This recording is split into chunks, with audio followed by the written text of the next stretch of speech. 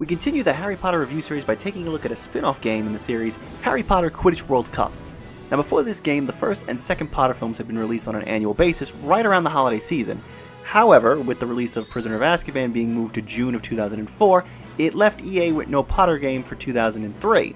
So to fill that void, they chose to make two games. One was a remake of Sorcerer's Stone for the then current gen systems, which used the same engine and assets from Chamber of Secrets. The other game would be based around Quidditch, allowing it to be more than just a simple side activity. Now this isn't a bad idea. At this point, Quidditch was featured in both of the movie-based games EA had released so far, and it was interesting in Sorcerer's Stone, and they made some decent improvements in Chamber of Secrets. You would think that EA would simply build off of all the working mechanics that players liked about Quidditch in the past games to craft a more definitive experience. However, EA being, once again, EA, made some boneheaded decisions with this game.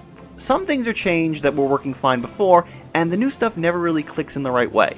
It's not an inherently bad game, but at the end of the day, it's a game that's only going to appeal to die-hard Potter fans for a very short while, and probably won't be engaging enough to be worth playing for anyone else. The game begins with you selecting one of the 4 Hogwarts house teams as you compete for the Hogwarts Quidditch Cup. A nice little bonus here for Potter fans was that this was actually the first time we got to see Cedric Diggory and Cho Chang a full 2 years before they would appear in the films. Even though technically they were supposed to have popped up the following year in the Prisoner of Azkaban movie, but they were cut. The whole Hogwarts section of the game really acts as the tutorial. It explains how to control each member of the team and how to pull off special moves. When you select a house, you get to participate in a sort of challenge tutorial with each member of the team. Completing these challenges under set times will unlock Quidditch cards, and I'll explain what those do in a bit. More proof that this whole section acts as a tutorial is that you get to do a few of the challenges before it makes you play a match against one of the other houses using only what you've learned so far. During a match, you'll mostly be in control of the chasers, passing the quaffle and trying to score, though I should stress that you can't actually fly around the way you could in the movie games. In those games, Harry can move left, right, up, down, all 360 degrees. Here you get locked onto a 2D plane of sorts where you push forward to fly ahead, and the game occasionally makes you rise up and down on its own when it wants to give you the illusion of free movement. Also, don't try going in the other direction, because the game will try its hardest to prevent that. Try all you like, but the camera will never turn around to show you where you're going that way. Passing is pretty simple as you wait for fellow chasers to be highlighted and then you press the pass button. Holding the button longer makes the pass reach other players faster. While controlling the chasers, you can use special moves to steal the quaffle from the other team, or use it to score goals. Though there's not much involved in performing these actions. Trying to steal the quaffle with the special button has you trying to move a cursor over the player that currently has the quaffle, but more often than not it sort of just becomes glued onto them, removing the challenge of trying to move the cursor at all. And when using the special button to score, you just have to press it close enough to the goals, and boom, you score automatically. The chasers can also perform passes between each other using the combo system. This lets you chain passes between 2 or all 3 chasers. There is a benefit to using combos over the standard passes, and I'll discuss that in a second too. All teams also get a team move, but you have to check the menus to figure out what needs to be done in order to get access to it. You might have to score a set number of goals first, or use a special move in order to get it to trigger. Some team moves are better than others, as some only score 1 goal while others can do multiple, which I don't think is really fair in the long run. The beaters act more as power-ups, since you can only get control over them when the game lets you. Here you'll get to move the bludger into the chaser you wish to hit. When the opposing team launches a bludger, all you can do is control the chaser, rather than the beaters to avoid the bludger, which is odd since I thought that the beaters were there to protect the chaser last time I checked. Also, the game won't even let you pass to another player when the bludger is after you, though you can try to shoot if you're close enough to the goal ring. The seeker only gets used when the golden snitch bar merges together at the top of the screen. What's disappointing about the seeker section is that unlike in the movie-based games, you don't get to fly around through rings to build up speed. No, now all you do is move around on rails, and when you hit the middle of this path, you can gain a boost and use that boost to reach the snitch, which is all just a bit too simplistic. Also, honestly, I think the boost is pointless, and that's because the game makes you get closer after a set time has passed. Since sometimes I was holding down the boost button the whole time, a giant-ass boost bar too, and it barely made me move closer to the snitch. Then I just tried tapping the button every few seconds, and suddenly I was in a position to grab it. So, is it really based on how much I'm pressing the boost button, or after like a minute it decides, okay, let's just bring him closer to it now, he had enough fun. Also, grabbing the snitch is so lame here compared to literally all of the other ways the series has tried it in the past. We had waiting for it to hit the hand picture in the PS1 Sorcerer's Stone game, the front perspective in the Xbox version of Chamber of Secrets, and then that weird 3D hand thingy in the PS1 version of Chamber of Secrets. But here, all that happens is that when the camera moves into this overhead position, you just have to press the grab button, and you get it. I mean, sometimes you'll have to press it a few times and flail around like an idiot, but you're definitely gonna get it, there's no challenge here. I just don't understand why they didn't keep the rings and the free control flying from the past games. The way it's designed now, there's no sense of speed or control. I just drift around this rail and hold the boost button until it lets me catch the snitch. Finally, the keepers use automatically, which sucks since they never seem to be in the right spot when you need them to be, so that kind of works in your favor when you're on the offensive. Personally, I think the game should have been focused more on having you play as a chaser or seeker, since those team members get most of the playtime and therefore would have the most to do. The beaters and the keeper could have been used inside minigames, so that at least they were still represented. The way it is now, the beaters feel like a power-up, and the keeper doesn't even feel like they're anything substantial. The biggest issue here with the game is how easy the whole experience is, or rather, how easy it can be. You see, it starts off easy, which makes sense, especially since, like I said, Hogwarts is just a big tutorial section. Granted, even for a tutorial section, it was too easy there, since most of my matches at Hogwarts ended with the opposing team having never even scored, or never even using any of their special moves. However, upon reaching the World Cup section, you get to select a difficulty. Mind you, you might not even be aware that you are selecting a difficulty, since rather than label them, like, easy, normal, and hard, they're labeled as the different broomsticks. Now, as a kid playing this, I assumed I was just selecting the brooms the team would be using. So, there's 4 options: Comet 260, Nimbus 2000, Nimbus 2001, and Firebolt. However, the higher options are locked unless you collected those Quidditch cards during your time at Hogwarts. Now, if you came here right after beating the Hogwarts section once, you might not even be able to select the Nimbus 2001 difficulty, which means you're stuck at starting at Nimbus 2000. Actually, spending time at Hogwarts and playing as all 4 of the house teams means that you can get around 32 cards, since each house has access to 8. Now that means you would be able to select Nimbus 2001, but not Firebolt, which needs 50 cards to unlock. Now, based on the 4 options, you might be under the impression that the difficulty options are easy, normal, hard, and very hard. I mean, assuming that isn't totally far-fetched, since in most games the extreme difficulty option is usually the one that's locked out. However, after playing through the World Cup on Nimbus 2001, I can tell you that the levels should have been labeled as Baby Mode, Easy, Normal, and Hard. The game never ramps up the challenge, which is a shame since the game controls well enough, and if the AI played as decent as a human opponent, matches might actually be engaging. During my World Cup run, the opposing teams rarely used the steal move or special moves, and rarely threw bludgers my way. And once the game brings combo moves into it, all difficulty evaporates on the lower levels. So now it's time to talk about those combos. Chaining together a combo of 8 will boost the snitch bar at the top of the screen significantly, so you do that about 3 times and it's time to catch the snitch. And since making the bar extend further than the opposing team's side grants you a longer speed boost bar, it means you're always going to catch the snitch and win the match. I played for 2 hours straight, and out of 10 matches my opponents never even scored.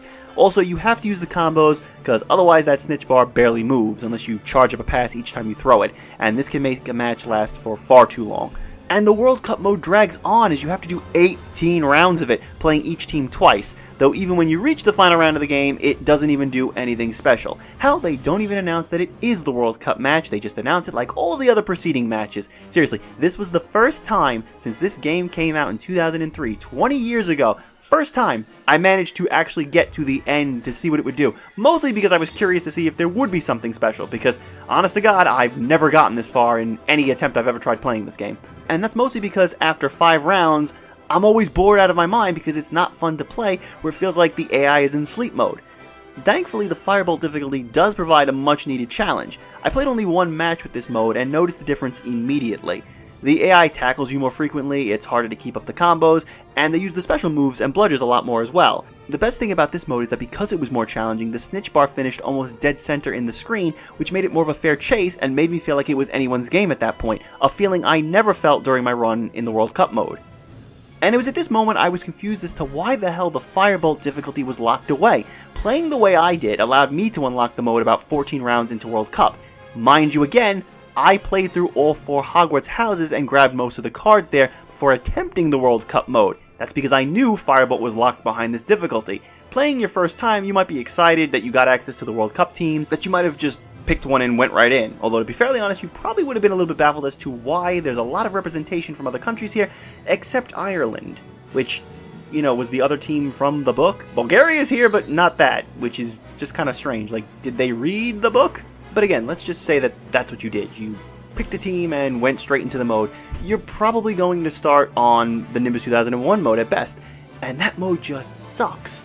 Like, I really wish you could just start with Firebolt, because even after unlocking it, I was so bored and tired from getting through the World Cup mode on the other difficulty that I didn't even want to continue playing the game on Firebolt mode.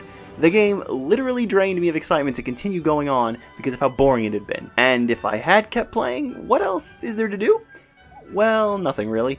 The only side thing left to do would be finishing the Quidditch card collecting, though doing that is a chore in and of itself. For one, 4 of the cards here are connected to beating the World Cup at least once on each of the difficulties, which means sitting through 18 matches on even easier difficulties, which might just put you to sleep. And 2 cards require you to win the World Cup with all 9 teams. That would mean playing over 150 matches, and while that might be a fun experience on the higher difficulty, it's still a tall order. And 3, there's no reward for even collecting all of the cards. Oh wait, no, I tell a lie. There is a reward for grabbing all the cards and replaying the game 9 times over, or more, since you get a special card of Edgar Clogs, the Quidditch Ghost from the tutorial. That's what all of your hard work and countless hours will result in, and I can't honestly recommend that anyone waste their time on that. The presentation is just in line with the graphics from Chamber of Secrets, and they might be a tad sharper, probably because they didn't have to render the whole Hogwarts castle as well in addition to the Quidditch Stadium. Character models are nicely detailed, and each team has a unique look. We also get to see the commentators Ludo Bagman and his guest commentator, who aren't anybody from the books, but hey, props for originality, I guess. I guess it's also cool to see Bagman here, considering how the Goblet of Fire film cut him completely. His commentary along with his guests often repeat like crazy though, so just a fair warning there. The designs for the stadiums are amazing and filled with cool details, like each one has a unique defining characteristic, such as the USA team having barns and a pumpkin patch surrounding the stadium, or how the French stadium has hedge mages all over the pitch. All the stadiums look very satisfying. The one weak spot to the presentation would be that a lot of the animations tend to repeat, like stealing the quaffle, using a special move, catching the snitch, winning, losing, and more. The animations that are different from each other are really well done, and I wish there were more. You see those a lot with the team special moves. They're really well done. The music is once again provided by Jeremy Soule, which sounds amazing as usual, but his best work is on the OST and not really in the game. I should also note that the main intro theme is banging, but he didn't write the intro theme this time. They instead used a composition from Giuseppe Verdi, and for years I kept hearing this music on like other things, movies, TV shows, commercials, and it was like, wow, they ripped off the Quidditch World Cup game? I knew something didn't sound right there. You get the same music during a match regardless of the team you pick, and while that music isn't terrible by any means, it pales in comparison to the country anthems that Soule composed on the soundtrack. Seriously, go listen to the score on YouTube after this video, and you'll be like, wait, this stuff was in the game? Where? Because I don't remember hearing it. Quidditch World Cup is an interesting spin-off title for the Harry Potter series. There was a lot of potential here, but it feels like EA pulled an EA and messed it all up. I think in an effort to make all the positions playable, they sacrificed creating a more detailed experience. The Quidditch parts from the movie games proved that the free control flying as a Seeker was fun, but here the free control was taken away, and the whole gameplay as a Seeker was simplified to the point of stupidity, and what's left controls well, but it's too simplistic and easy to provide long-lasting appeal. Also not helping is the lack of any real challenge. You've got 3 difficulties that function as an extension of easy mode, and 1 difficulty that's worth a damn, and it's locked behind having to play the game on those easier difficulties for an extended period of time. You have to play on Firebolt or with a friend to truly get a challenge out of this. The AI is just not showing up to play on the other 3 difficulties. It's a chore to play through 18 rounds of one-sidedness where the only thing you're focused on is making sure you land all of the combos to make that snitch bar connect faster just to move on to the next match. And with no real unlockables or side content, once you blow through World Cup mode once, you're probably unlikely going to stick with the game much longer. Like I said earlier, I never beat this game as a kid, and I was a huge Harry Potter fan back then, but I could never bring myself to finish it. Only finished it now, again, like I told you, to see what would happen in the last match. Honestly, I remember even keeping a save file on my Xbox from the Chamber of Secrets game right before those Quidditch matches because I had way more fun with a 2-minute minigame than I did with a game that was fully dedicated to replicating the sport. I really think this concept deserves to be remade today because I think on current consoles you could do a great job with a team that really puts effort into it. Overall, if you want to try this one out, it isn't the worst game ever. Functionally, it's fine, but functional doesn't equal fun despite it being in the word. Your hardcore Harry Potter fans are going to get some enjoyment out of this for a few hours, just like I did as a kid, but anyone else isn't going to stick around when they see how simplistic and easy the whole experience is. If the harder difficulty hadn't been locked away and the free control flying returned, I think this game could have been a much, much different story. So the Harry Potter review series will continue on. Join us next time. Thanks for watching.